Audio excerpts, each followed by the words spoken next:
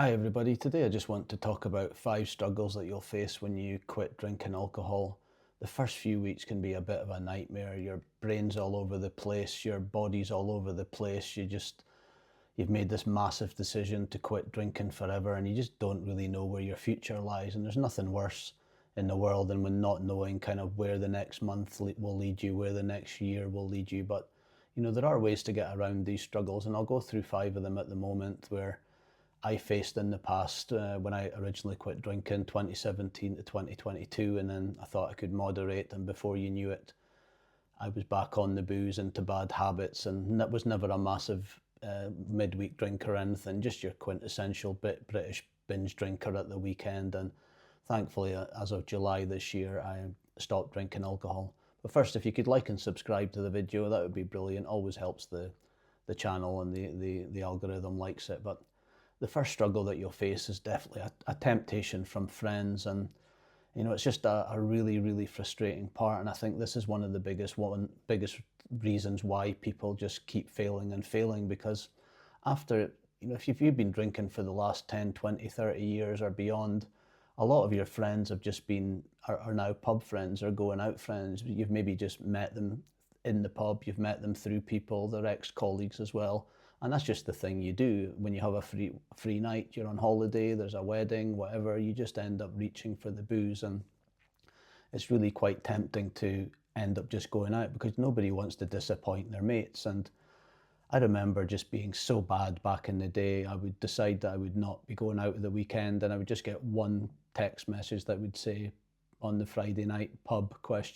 Or mine tonight for a meal, ? And that would be it. But the temptation from friends, you really need to get on top of that. And one of the things I normally suggest to people is just tell your friends in the beginning, probably for their sake and for your sake, to tell them that you're doing a 30-day challenge or a 90-day challenge. And I think it can be a really good thing, because even for yourself, making that decision that you're never, ever, ever going to drink again, it can be really overwhelming, but not only for you, but for your friends as well. I had a few friends that looked like they were genuinely in shock that I said I wasn't drinking again. But I think what you'll find if you tell them that you're doing a challenge in the beginning is that, they've probably done it. They've probably done dry January, sober October. I did loads of them before, sometimes February, July's, etc.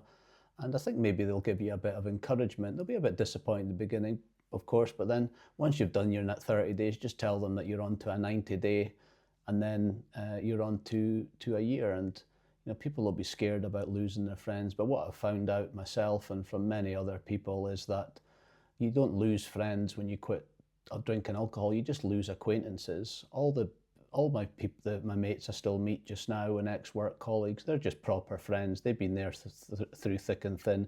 They genuinely don't care that I don't drink. It's only the people, and I kind of understand it, it's only the people down the pub that you met down the pub are gutted because they've not got their pub buddy. So that's their loss, but I wouldn't worry about that either. So the second one is just breaking out of the habit. And I think with alcohol, a lot of it, especially for binge drinkers, is just habitual. I think we get in this mindset that, a lot of people are alcoholics, etc., because they go out a lot. But I just think it's a bad habit. If you look back, I'm 42 now. If you look back at when I was in my 20s, so say 20 years ago, even 30 years ago, it was so ingrained, drinking was in our lifestyle. All the celebrities did it. It was all over the TV. You had programs like Club 1830 and Ibiza Uncovered, and pretty much for me, it was a passage to manhood when you could actually go to the pub, etc. And that's just been now ingrained in our life, and it's just a habit now. When you have a day off, you go out. If it's a funeral, you go out drinking. If it's a wedding, you're drinking.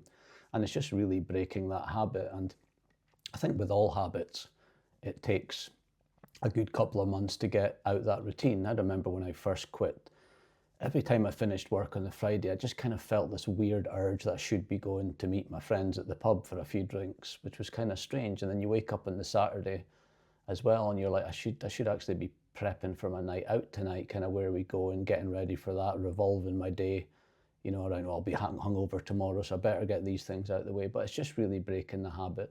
And of course, it's easy to do that. Just choose different hobbies to do, meet different people at the weekend, just structure your weekend differently, and your midweek nights, for example, like join a gym, go walking, pick up a hobby that you never did, that you've always wanted to do, just start a course, etc. And you'll really just break out of that habit. And I think that's essential. So before you start beating yourself up about kind of being this alcoholic, etc., I'm pretty sure most people would find that it's just a bad habit that you're breaking. So the third struggle is definitely boredom. And it sounds kind of weird that because you have so much time back on your hands, because now you're not maybe having a drink at night, a glass of wine, you're not driving to the shop at the weekend, you're waking up at 6, 7 in the morning, bright as a dart. And it just, like I say, just an odd thing to explain, that having so much time on your hands, which you perceive originally to be this amazing thing, which it is, of course, and you end up just super appreciating it after a while. But having all this time on your hands is just such a struggle. It's kind of like, what do I do with all my time? And I remember, and I spoke about in a few other videos, I met when I was very much younger, maybe 18, 19, I met a few people in my time who didn't drink, and I was just gobsmacked at the time. I couldn't believe it. Just like, what do you do all the time at the weekends? What would you do on holiday? Like when you're there, you get up at 7 o'clock and you're in Spain or you're in Florida. Like what would you do all day? It's just wild. But I think the boredom's there, and it'll feel like boredom in the beginning, but don't worry, after a month or two you start filling that time with productive stuff, and it's just a total 180. You're getting stuff down and done around the house, you're doing extra stuff, maybe like a side hustle, maybe you're looking to set up a business, you're on top of all your laundry, and just all these things get filled up. But just, if you are struggling with the boredom at the moment, just remember that once the brain fog goes, you'll start getting super productive in your brain. You'll just start smashing everything. You take on more responsibilities. You'll probably take on more responsibility at home or with your kids.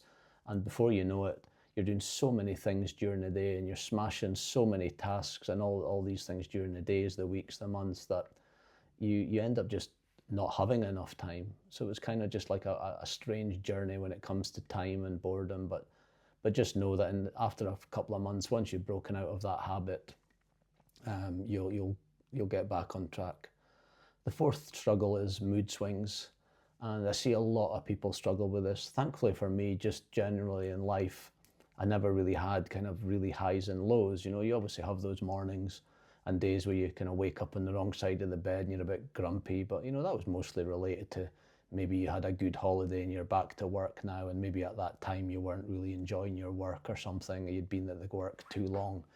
But the mood swings can definitely be there. And I've seen a lot of videos, especially recently with all the kind of crap going on in the world and the cost of living crisis, where people's moods go up and down. But it's definitely a common misconception that, you quit drinking, then all of a sudden you're the happiest person in the world, and, you're kind of smashing everything. But you need to realize, a lot of your issues that you had while you were drinking alcohol, they're still there.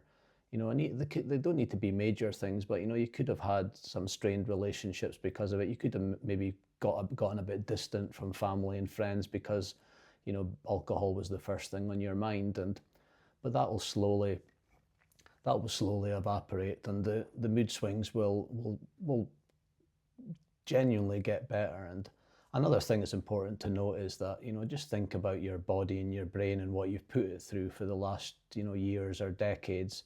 Your brain needs time to rewire. All of a sudden, alcohol's not going in there. It probably had to do a lot of work, your brain. I'm no scientist or doctor, so I'm not going to pretend and read off something off the internet like I'm some scientist. But, it can't be a good thing, all that alcohol going into your body and those sleepless nights and feeling lethargic all the time. So with the mood swings, I just think your body needs time to heal.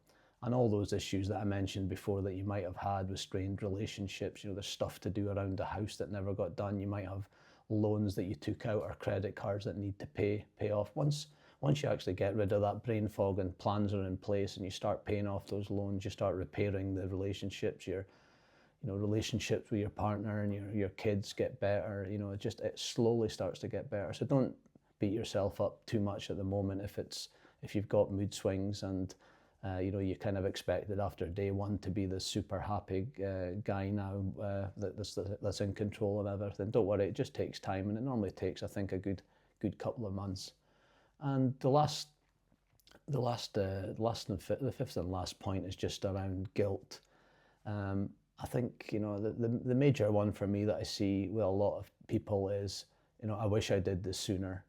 And that happens with everything if people are smoking or it's with alcohol, because, you know, you might just, you know, you'll wake up maybe after a month alcohol free and look back on your life and you have that moment. Probably it'll happen during winter now with the dark nights and the dark cold mornings where you're just sitting there with a cup of tea, you know, going through all the what ifs in your life. And I think that's just not a really good way to look at it. I think, you know, there's that saying, you know, the best time to quit alcohol was 20 years ago. The next best time is now.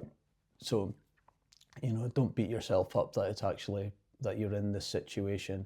What you should do is what I've said in the past and in many other videos is just write down all the issues you have in your life at the moment. You know, if it's loans, etc., that you've got, a strained relationship with, you know, maybe a family member, maybe it's, you know, you're not happy in your job, and just write down a plan, write down all the grievances you have and how you're going to get out of them. So for example, you know, if you've got guilt about, you know, the fact that you've got 2 credit cards that are nearly maxed, just write down a budget, you know, write down, you know, how much you're going to pay it off. Maybe actually phone up other credit card companies. Like in the UK, you can transfer balances, for example, onto another credit card and you get 30, you pay like a 3-4% fee, but you don't pay interest on it for up to 30 months. And like with a family member as well, or a friend, you know, maybe just reach out over time, you know, mention that you're now alcohol free and you did stupid stuff in the past, and you'll just start repairing all these issues. So like I say, don't beat yourself up with guilt. You know, I had it as well, but I was so determined when I quit alcohol to get on top of things. I started doing courses. I upped my pension contributions. I paid off some loans. It was just incredible, the difference. And you know, it's like that guilt will, once you've spoken to, you know, banks or whoever you need to sort your work out, or you've spoken to a boss at work, or you've put in a plan to get a new job, to always do that career you wanted to do, then all that guilt will disappear.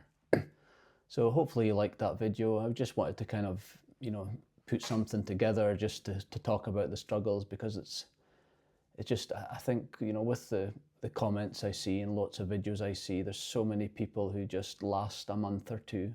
And you see it on other YouTube channels as well, where people are, you know, they set up a new sober channel, like, you know, Dave's Sober Journey, or, you know, whatever, Linda's free living, and then all the videos die after a month or two, and I think they've just got back on it. So just remind yourself, you know, Rome wasn't built in a day.